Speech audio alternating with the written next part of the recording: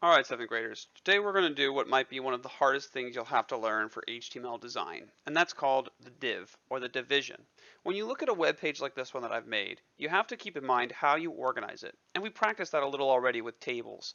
But in order to make sure it's organized accurately, you have to break it into sections. So you'll notice my web page has a title bar section that's covered in black.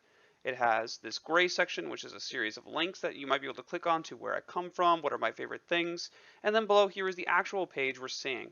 When you design these web pages with breaks or these divisions or these sections, we need to use this tag called the div tag, which stands for division. So let's go ahead and try it together, and then I'll have you design your own div example. So here's my div example, and right now there's nothing in it. I'm going to go ahead and make 3 divisions, and I'm going to try and do the exact same thing I had happen inside the previous page. But we're going to do a much simpler version. So the first division is going to be our header. So I'm going to make in this paragraph tag, and I'm going to write the word header like this. I'll write another paragraph, and then I'll do the same thing, except this time I'll say this one is the links part. And then for the last one, I'll say this one is called the content part, or the main part of the page I want my viewer to look at. And then I'll save it and run it. And right away you can see they're organized 1, 2, 3, just like they would be on any other web page. Now, in order to really play with these sections or these divisions, you have to be able to change the way they look. This is where it's going to get tricky. In order to change the way they work, you're going to use an attribute called the style attribute. The style attribute basically lets you change the style or appearance of any particular division or section.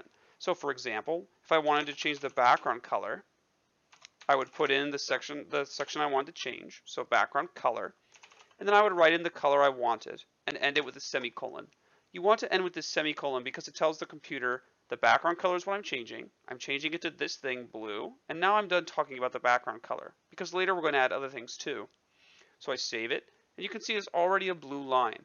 But you'll notice there's this white border around the edge. This is called a padding.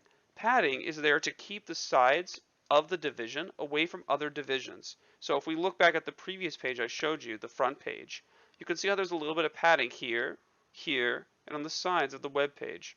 We're going to add the same thing to this one for the div example. You do it by simply typing padding, this colon, which tells it what you want it to be, and then I would start with something a little larger just to see what it looks like. So let's do 50, and then tweak it down to what you want it to be. So I'll save it at 50. You notice there's a lot of space. That's probably more than I want, so I'll reduce it to 10. Okay, that's not too bad. However, I don't really like that my header is on the left side, and I want to change the way it's aligned.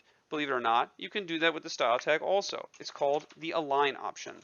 The align option is made a little differently than you might think. It has to be specific to what you're aligning. In this case, it's text align, and then you can type one of 3 things. You can type in left, right, or center. By default, the header starts aligned to the left, but if I change it like this so it's aligned to the center, you'll see the header goes in the center. Makes sense. The interesting thing that you need to know about the style tag is that it works for every single div you make. So for this division, I can copy and paste it in, and I can make a new one. So I'll make the background color a different color for this section. Let's do red just so we can see it. I'm going to keep the padding the same just because I want it to look very similar throughout, because if one looks different, it's not quite right. And I'm going to make the text align to the right just so you guys can see what it looks like on another section. I'll save it and run it. And you can see the links is over here on the right side. There you go. Now you can see on the right side. I just had to shrink the page so you can see it. The last part is content. Content is where you're going to put the kind of things you want your audience to know about. And in this case, I'll make the style the same as before. I'll make a background color like I have for the other ones. In this case, I'm just going to choose black. And now I'm going to do a slightly different thing also. I'm going to change the font color. To do this, you simply have to use the color tag like this. And then you put the colon to tell it what you want it to be, the color you want it, and then you can input the rest. In this case, I'll add my padding.